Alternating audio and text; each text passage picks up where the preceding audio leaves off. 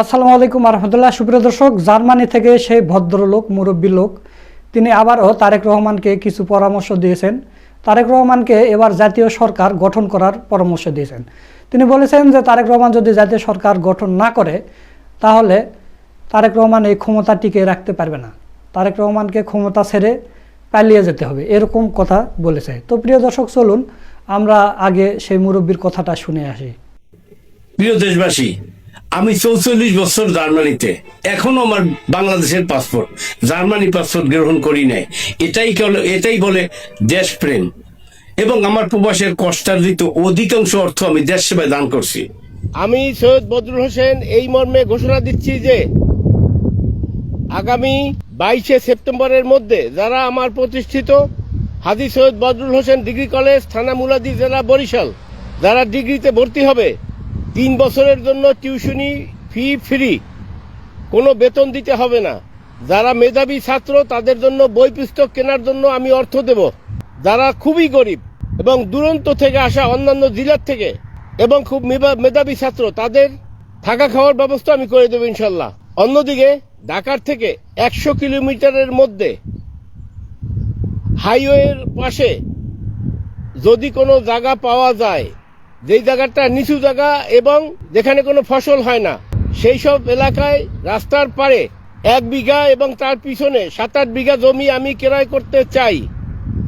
আমার ইচ্ছা হলো সেখানে আমি হাফিজি মাদ্রাসা, এতিমখানা, বৃদ্ধাশ্রম, গোরস্থান এবং মসজিদ করব যদি আল্লাহর হুকুম হয়।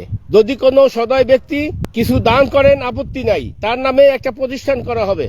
আর যারা বিক্রয় করতে আগ্রহী, কোনো দালাল নয় বা সোয়াবের উদ্দেশ্যে করবেন, তিনি আমার সাথে যোগাযোগ করবেন। আমার দুঃখ লাগে এই যে মেজর এম এ জলিল, যে স্বাধীনতা যুদ্ধের সবচেয়ে বেশি যুদ্ধ করেছিল, 9ম সেক্টর মুক্তিযোদ্ধা কমান্ডার, জাসদের প্রতিষ্ঠাতা সভাপতি এবং আমার প্রতিষ্ঠিত সোশ্যাল ডেমোক্রেটিক পার্টির প্রধান উপদেষ্টা, সে বলছিল অরক্ষিত স্বাধীনতাই পরাধীনতা। আজকে স্বাধীনতার ৫-৫০ বছর পরে আমি বলছি সার্বভৌমত্ব রক্ষা করতে হলে জাতীয় সরকার দরকার, এছাড়া বিকল্প নাই। অনতিবিলম্বে তারেক রহমান, আপনি একটা জাতীয় সরকার গঠন করুন এবং যত দুর্নীতিবাজ আছে তাদেরকে বাদ দিয়া দুর্নীতি মুক্ত ব্যক্তিদেরকে নিয়ে একটা সরকার গঠন করুন। আর যদি না হয় আপনি পদত্যাগ করুন। দেশের স্বাধীনতা নষ্টের জন্য আপনি আর করবেন না। শুনুন এই দেশে হিন্দু জনগণ কি বলতেছে। বাংলাদেশে এমন কোন শক্তি নাই যে রাম মন্দির প্রতিষ্ঠা ঠেকায়। তোরা ঠিক করার কে রাম মন্দির দেখা গেল কি দেখা গেল না। তোরা যদি রাম মন্দিরকে ভয় পাস, তোরা প্রয়োজনে পলাশ বাইতে যাস না, তোরা প্রয়োজন বোধে গাইবান্ধা থেকে অন্য জেলায় চলে যা। রাম মন্দির প্রতিষ্ঠা হবে, এই বাংলাদেশে রাম মন্দির প্রতিষ্ঠা কেউ ঠেকাতে পারবে না। বাংলাদেশে এমন কোন শক্তি নাই যে রাম মন্দির প্রতিষ্ঠা ঠেকায়। এই আনন্দময় মায়ের সামনে প্রতিজ্ঞা করেছি যে আমি যে পর্যন্ত ভারত বাংলাদেশ এক না হবে আমি আর বাংলাদেশে যাব না। আমি আরএসএস এর সদস্য, এতে তো কোনো ক্ষতির কারণ নেই। এই ভূমি আমাদের বর্তমান যে বাংলা ভূমি, এই বাংলা একটা পবিত্র ভূমি। এখানে অনুকূল ঠাকুর, হরি ঠাকুর, জগৎবন্ধু, বালক ব্রহ্মচারী, রাম ঠাকুর, দুর্গা প্রসন্ন, সমস্ত মহাপুরুষদের পবিত্র ভূমি এখানে। তো সেই জায়গাটুকু আমরা ছেড়ে যেতে চাই না। এই জায়গা যেন আগামী দিনে অখণ্ড ভারতের একটি অংশ হতে পারে। দেশবাসী, আমি এই ৪৪ বছর জার্মান প্রবাসে আমি বলবো, আমরা তো 8% মুসলিম জার্মানিতে। জার্মান একটা গণতান্ত্রিক দেশ, অথচ আমাদের এই 8% মুসলমানের একদিনও বন্ধ নাই, কোরবানির ঈদেও না, রোজার ঈদেও না। আর এদেশে 8% হিন্দু, তাদের কি প্রভাব দেখলেন তো, কি বললো এ দেশের থেকে তারা ভারতের গুণ গায়। তাদেরকে অনতিবিলম্বে গ্রেফতার করা হোক। তারেক রহমান, আপনি পারবেন না, আপনিও থাকবেন না, এই জনগণ আপনাকেও কিন্তু ছাড়বে না। শেখ হাসিনা তো পলায়া যায় বাঁচছে, আপনি কি পারবেন? আপনাকে ভারত জায়গা দেবে না। কাজেই এখনো দেশের স্বার্থে কাজ করুন। দেশের স্বার্থ কাজ না করলে এ দেশের মানুষও আপনাকে ছাড় দেবে না। আমার কথাটা বুঝার চেষ্টা করবেন। আপনার বাবা মরহুম জিয়াউর রহমান, তার খুব কাছের লোক ছিলাম আমি, এবং আপনার মা, তারও খুব কাছের ছিলাম, যেটা তার সাথে বহুবার আমার সাক্ষাৎ হয়েছে। আমার কথাটা বুঝবার চেষ্টা করবেন। দেশবাসী, এই দেশকে আমি ভালোবাসি। আমি চাই না এই দেশের স্বাধীনতা বিপন্ন হোক। আজকে আমরা প্রায় 100 কোটি প্রবাসী, আমরা যে অর্থটা পাঠাই প্রায় 30 বিলিয়ন মার্কিন ডলার। শেখ হাসিনা তো ভারতের গোলাম ছিল, তখন $10 বিলিয়ন ভারতে চলে যেত।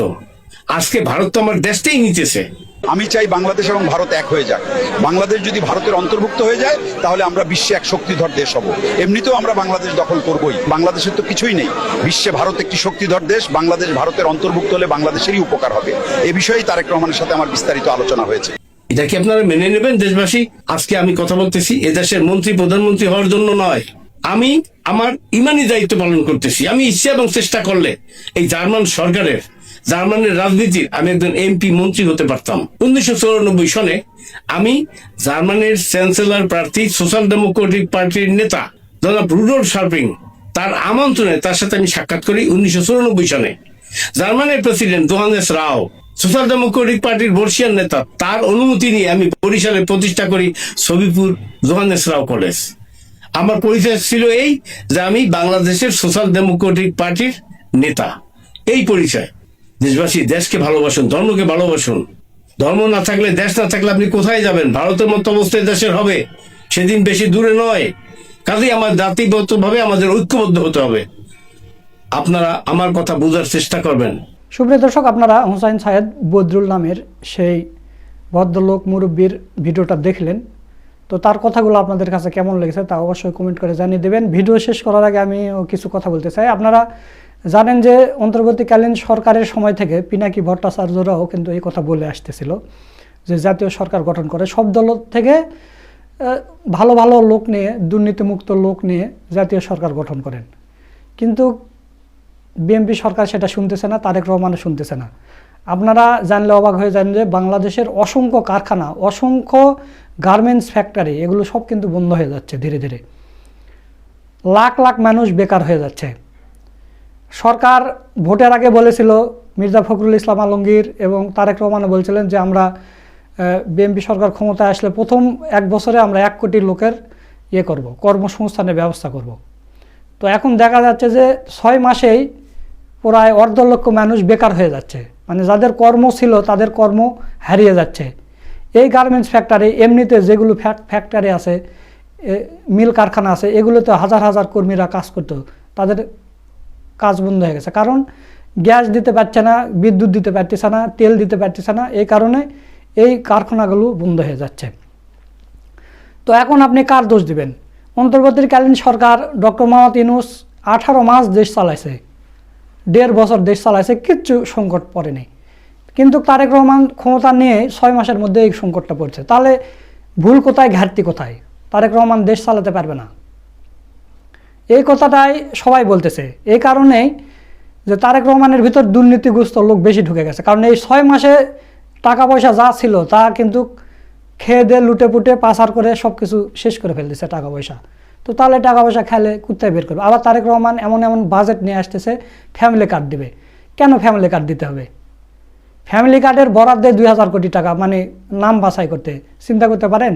এগুলো টাকা অব্যয় খরচ করতেছে, খাল খনন করতেছে। কিসের খাল? এতদিন পর্যন্ত জিয়াউর রহমান মারা গেছে কবে? খালদা জিয়া ক্ষমতা থেকে চলে গেছে কবে? 17 বছর হাসিনার দেশ চালাইলো, 1.5 বছর আবার ডক্টর মোহাম্মদ ইউনূস চালাইলো। তো এই 17, 18, 20 বছর পর্যন্ত খাল খনন না করে বাংলাদেশের মানুষ কি চলতে পারেনি? বাংলাদেশে কি উৎপন্ন হয়নি? হয়েছে। তো আপনারা এসে এই খাল খনন কেন করতে হবে? এই খাল খননের নামে কোটি কোটি টাকা লোপাট করে ফেলে দিয়েছে, দিয়ে এখন শূন্য হয়ে গেছে সরকারের এখন সব মিল কারখানা বন্ধ হয়ে যাচ্ছে, গার্মেন্টস বন্ধ হয়ে যাচ্ছে, সবাই মনে করেন কর্ম হারাচ্ছে। কোথায় 1 কোটি মানুষের কর্মসংস্থান করবে বলেছে? তো তাহলে এই 6 মাসে 50 লাখের লোকের কর্মসংস্থানের ব্যবস্থা করার দরকার ছিল, করতে পারছে না, পারেনি। এই কারণেই বলতেছে যে জাতীয় সরকার এখনও যদি গঠন করা হয় তাহলে কিন্তু বাংলাদেশকে রক্ষা করা সম্ভব। এই কিছু বিদ্যুতের সংকট হবে না, গ্যাসের সংকট হবে না, তেলের সংকট হবে না, কোনো কিছুরই সংকট হবে না। আপনি জাতীয় সরকার গঠন করেন সব দল থেকে ভালো ভালো লোক নিয়ে, দুর্নীতিমুক্ত লোক নিয়ে। কিন্তু না, তারেক রহমান সেগুলো করবে না। অনেকে আবার ট্রল করে বলতেছে যে না না 1 কোটি লোকের কর্মসংস্থান করে দিয়েছে। টেম্পু স্ট্যান্ড, তারপর সদরঘাটে, তারপরে বাজারঘাটে সব জায়গা চাঁদা তুলতেছে। এরাই হচ্ছে তারেক জিয়ার কর্মসংস্থানের লোক। 1 কোটি লোকের চাঁদাবাজি করার জন্য এদের দিয়ে দিছে। তো দর্শক, আপনারা হুসাইন সাহেদ বদরুল সাহেবের ভিডিওটা দেখলেন এবং আমিও কিছু কথা বললাম। তো আজকের এই ভিডিওটা আপনাদের কাছে কেমন লেগেছে এবং ভিডিও সম্পর্কে আপনাদের মতামত কি তা অবশ্যই কমেন্ট করে জানিয়ে দিবেন। সকলকে ধন্যবাদ।